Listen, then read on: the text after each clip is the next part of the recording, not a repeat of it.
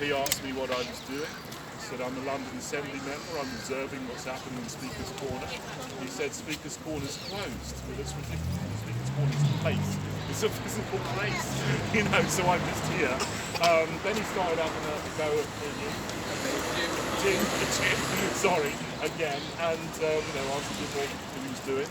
He said he's just working, he's filming, and he said, well, you've got to leave the park or something. So then we started leaving the park, and then he followed us, and then he said, well, now I want your name and address, because you didn't leave the park, as we were on the way out. So, I mean, I don't understand the mentality of these people, you know.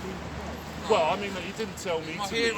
He tried to intimidate me, but, you know, he started having a go at Jim.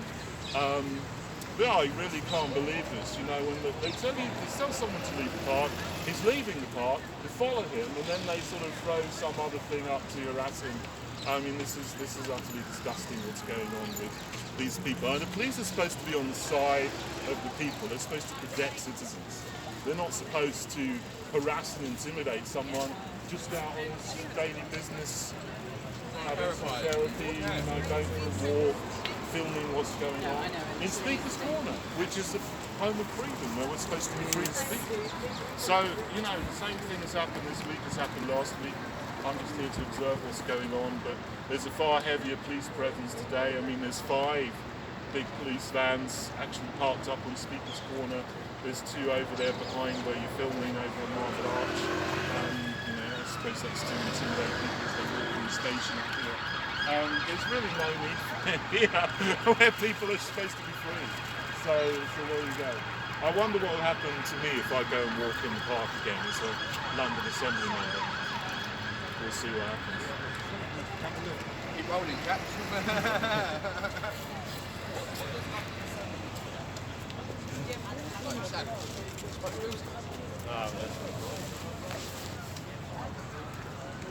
All of this, me,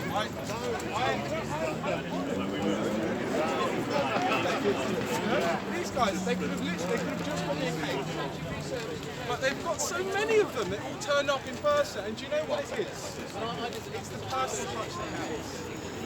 The personal touch, they mean so much. I was feeling so lonely walking by myself, and they came to accompany me, you know, give me company. Yes, I am. Spur me on. Yeah. You see that kick deep inside my heart. Thank you very much. Yeah. Man, and it's amazing. Everywhere near here, there's patrol after patrol after patrol after patrol. I think I am, but from all the minutes. And you see the bands, but they're not just getting a lot. and there are no police, a legion of people down there, but no police to protect them. Yeah, up here you've not got that many people, and yet they're all here, and I feel so special. I feel so special, I feel so honoured. What you find on a lot of these issues, would you be able to relay my thanks to the Mayor for making me feel so special and sending down all of these people to come hang out with me? I'm sure he'd be delighted. You know, I was just thinking, you know, like, I would want my, you know, taxes to be spent on, you know, improving the court system, or, you know, making sure we've got equality before the law, catching murderers and rapists and stuff like that, right? But, you know, this is just so much better, isn't it? It's incredible, like, the amount of money being spent on police resources here in Marble Arch and in Hyde Park, I really haven't got a clue.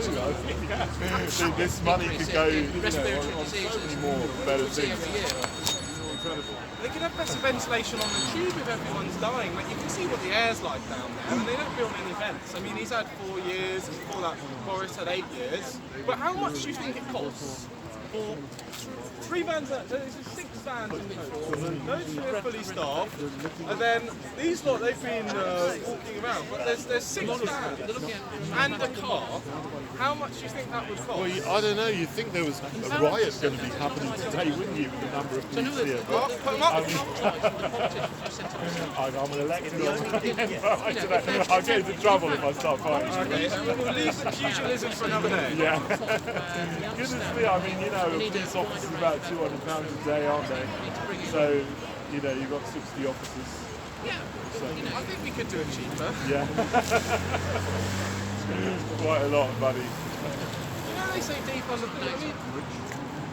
I mean, thinking you owed, paying it back. If we just had people, originally when the police were created and they're meant to wear suits because they're meant to be equal to us. I was telling you this the other day. Yeah.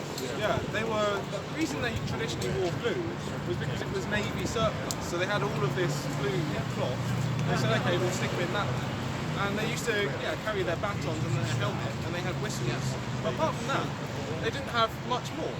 And this was at a time when you could go about gunning and some MPs, they said, oh, can they have the spare Navy cutlasses? They said, no, because that would make them a standing army. That would mean that they had more power than people. But it would no longer be civil policing, it wouldn't be a police force, it would be a standing army. Yes.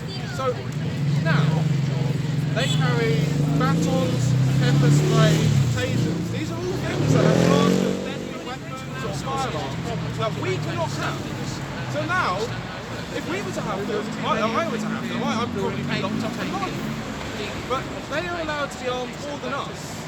Yet the whole tradition, the whole concept, their charter, says that they have to be armed less than us for them to be a legitimate force, and not just simply some criminal organisation. You can understand that it was like an anti-terrorism unit, and it's a place which is really dangerous, and there is a threat of terrorism happening. But this is Speaker's Corner, and all that's happening here today is that citizens are going about their business. They're chatting to each other in groups. They're filming. Oh no, not groups. They're being split up. If they're in a group of 3 or more people, they're being split up. It's unbelievable, isn't it? This is the ridiculousness of dystopian government. I did not see any groups whatsoever.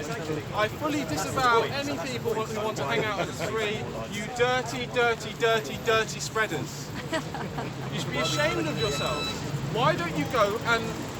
Okay, don't stand in a huddle like the police over there, right? But look at our great police force, all of them crammed into a van, right? They're clearly, and not many of them wearing masks either, but clearly we should take for example from fine, upstanding citizens and not at all a criminal organisation here to oppress us on behalf of communist overlords. But I've just been walking around and I had a little read of my book. I've already read a few other books by George Orwell, but I thought the road to Wigan Pier would give me some inspiration. My ancestors were miners. I think that all that my family went through in the mines or the trenches, it matters so much. It really does. And everything they built was built on the coal of Wales and the bloods in the trenches. And yours is based on supposition. It's sad to see what they're doing here today. It's very sad, isn't it? Because I've always supported the police. I've always thought, right up until this year, they do a good job. They're here to protect us.